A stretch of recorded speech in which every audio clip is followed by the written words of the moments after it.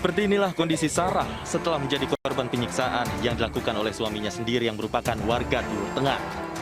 Korban ditemukan warga terkapar di teras rumahnya dengan kondisi luka bakar di sekujur tubuh akibat siraman air keras.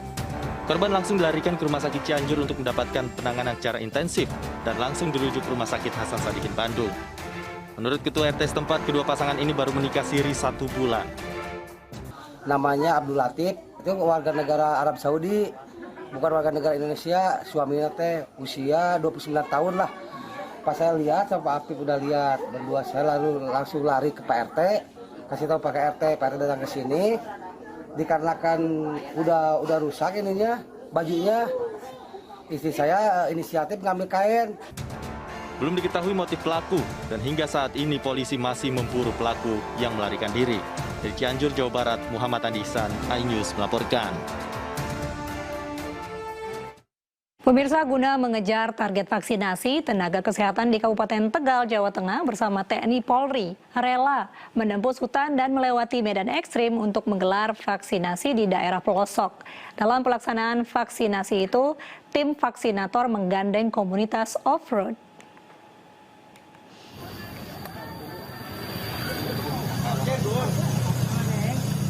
Tim vaksinator yang terdiri dari tenaga kesehatan dan TNI Polri berangkat dari Puskesmas Jatinegara Kabupaten Tegal, Jawa Tengah menuju Dukuh Karangsari, Desa Wotgalih, Kabupaten Tegal. Tim vaksinator menggandeng komunitas off-road untuk menghadapi medan ekstrim dan menembus hutan. Tim langsung disuguhi kondisi jalan yang cukup ekstrim. Selain berlumpur dan berbatu, kondisi jalan naik turun dengan lereng terjal. Vaksinasi yang digelar di gedung SDN Wotgalih 3 berhasil memvaksin 182 warga untuk dosis pertama. Ya, lumayan sakit sih. Sakit. Ini cuma sebentar. Senang Pak udah vaksin? Ya, senang. Tak hanya menggelar vaksinasi, tim vaksinator sekaligus melakukan sosialisasi pentingnya vaksin COVID-19 dan protokol kesehatan. Untuk kegiatan hari ini, kita dari Puskesmas Jatinegara melaksanakan vaksinasi rutin, ya, vaksinasi COVID-19 berupa Sinovac yang kita sediakan. Kemudian hari ini kita berada di desa paling ujung Jatinegara, ya, untuk melaksanakan vaksin ini. Vaksinasi ini diharapkan membantu percepatan capaian vaksinasi di Kecamatan Jatinegara yang saat ini baru tercapai 36% dari 45.000 sasaran. Dari Tegal, Jawa Tengah, Yunibar, iNews melaporkan. Pemirsa, warga desa di Cilacap, Jawa Tengah antusias mengikuti vaksinasi COVID-19. Warga rela menerjang genangan yang merendam lokasi vaksinasi pasca hujan deras.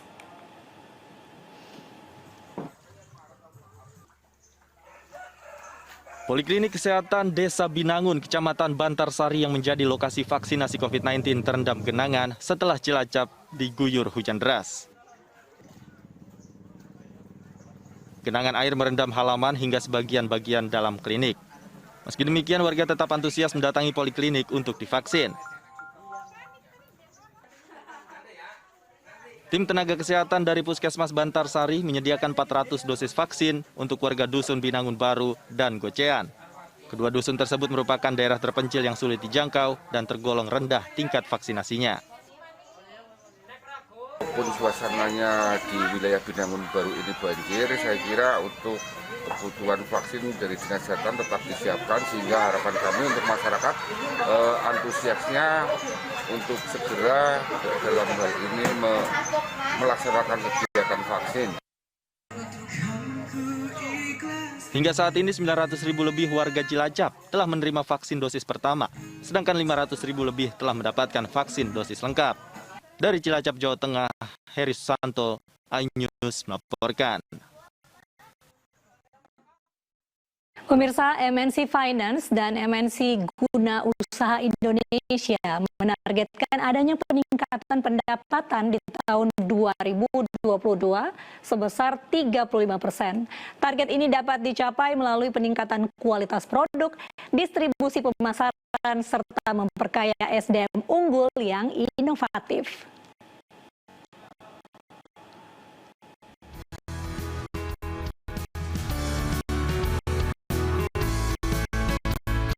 Menyambut tahun 2022, MNC Finance dan MNC Guna Usaha Indonesia menggelar rapat kerja nasional di Lido Lake Resort, Sukabumi, Jawa Barat. Rakernas membahas sejumlah target dan evaluasi kinerja korporasi agar semakin matang menyambut persaingan bisnis tahun depan. Eksekutif Chairman MNC Group Haritanu Sudibyo dalam pembukaan Rakernas meminta korporasi mematangkan kualitas produk, distribusi pemasaran, serta memperkaya SDM unggul. Dalam raker ini saya minta direview tiga-tiganya. Produknya apakah kompetitif?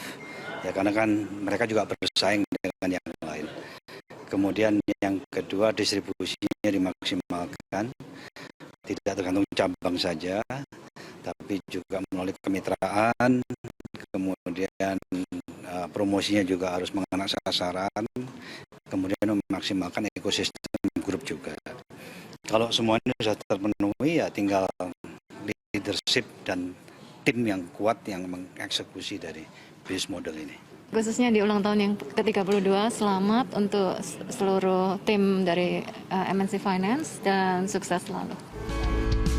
Menghadapi tahun 2022, korporasi mentargetkan adanya peningkatan pendapatan di tahun 2022 sebesar 35%.